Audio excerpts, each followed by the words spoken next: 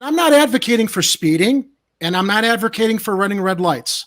Sometimes these are a matter of judgment calls, especially red lights. If you're going through an intersection, and remember, we had those really short yellows that they timed to make sure that they would ticket more people. Yeah. But sometimes you're worried about rear-ending somebody. Sometimes you're worried.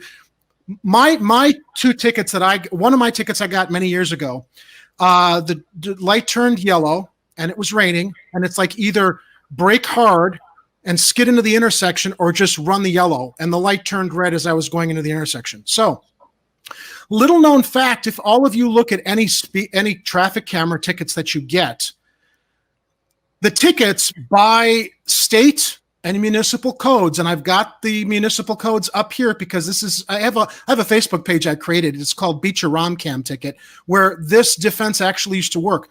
Chicago Municipal Code 9-102-030 and Illinois Code 625 ILC S5/11-208.3. Both of these ordinances indicate that any traffic camera that's issued is supposed to identify the make of your vehicle on that camera ticket. All camera tickets that are issued in the city of Chicago identify the make of your vehicle as other.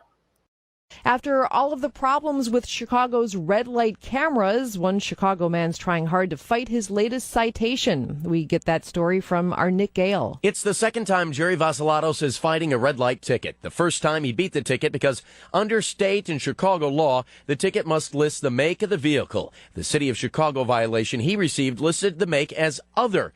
An administrative law judge agreed that the violation didn't contain all the required information as set forth in the ordinance and threw the ticket out, but the defense did not work a second time before a different judge. My issue is you have two judges looking at the same defense, and you have one judge who ruled fairly based on the ordinance and another judge who just basically made things up and said the ordinance doesn't count. Vassilatos is now jumping through the hoops of the appeals process with the hopes that judges become uniform in their rulings with regards to the law. Now to Chicago's controversial red light cameras. It's hard to find anybody who likes them, and now some state lawmakers are pushing the city to take them down.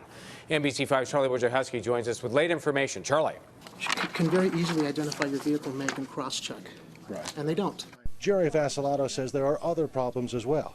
He's had 2 red light camera tickets overturned because the city isn't identifying the make of car on the tickets, as it's required to do under its municipal code. You have to stand up against the system and point that out. Jerry Vassilatos beat a red light ticket once before because under state and local law, the citation must list the make of the violator's car. A judge threw out Vassilatos' first ticket because the make of his vehicle was listed as other. They're supposed to identify the make of a vehicle on a citation, and they have not been doing that on any of these citations. They've been identifying everybody as other.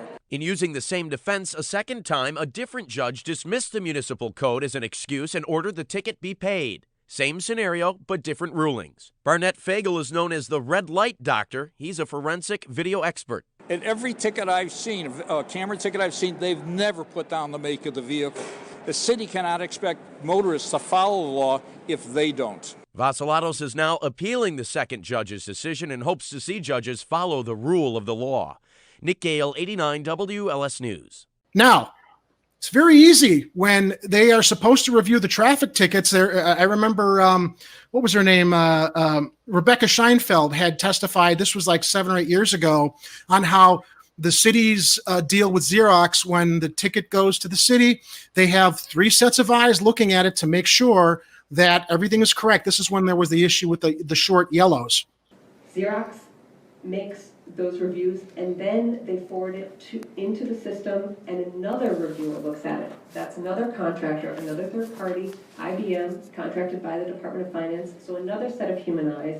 There's a lot of quality control, and of the service level agreements I mentioned, one of those is to ensure that Xerox is doing a very high level of review and tight quality control.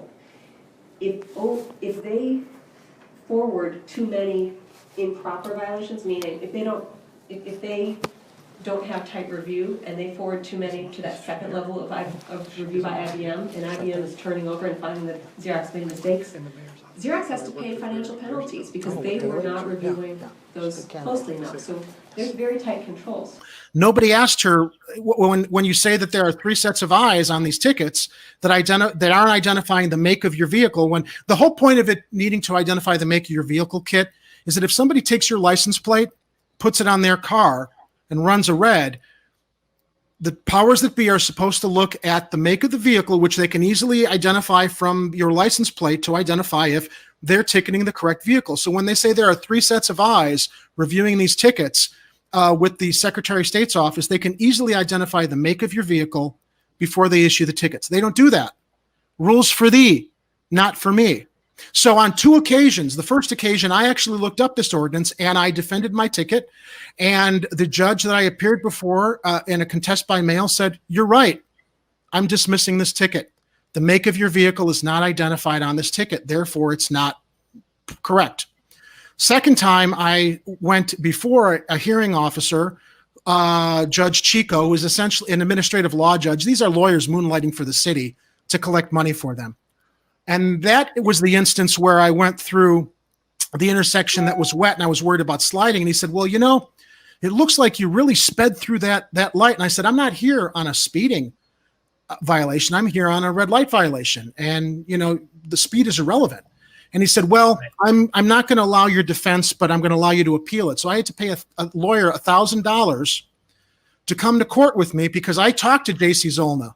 And I think it was J.C. Zolna, was one of these lawyers who is representing people on behalf of these red light cameras. And I'll double check who the lawyer was. I don't know if it was Zollner or somebody else.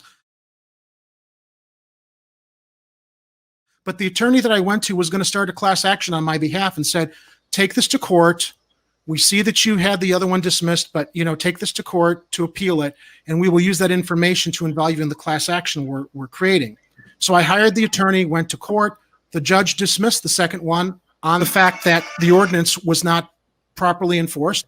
And then I went back to the attorney and said, "Well, we can't include you in the class action because you don't have any damages." So I established precedent twice.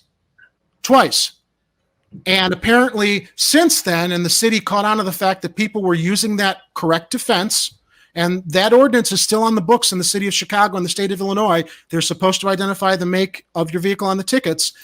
There was a judge who ruled in Chicago that just seeing your car in the photograph is proper enough to identify the make. So they don't have to identify it up top. Therefore, no one was able to continue using these defenses, even though the ordinances say you're supposed to be identified. This is a fucking money grab, up, down, all around. I remember when Rahm Emanuel was mayor and he was caught his motorcade was caught running red lights. And what did he say? "Well, I paid the fine." Well, then, Rahm, it was clearly never about safety, as you guys are shoving down our throats, not properly following the city and the state municipal codes, identifying the make of our vehicles, as in this story that we just saw, that CBS investigates, revealed that, you know, that sign has been up for a year until it was brought to their attention that the times were wrong while they were raking in money for the city.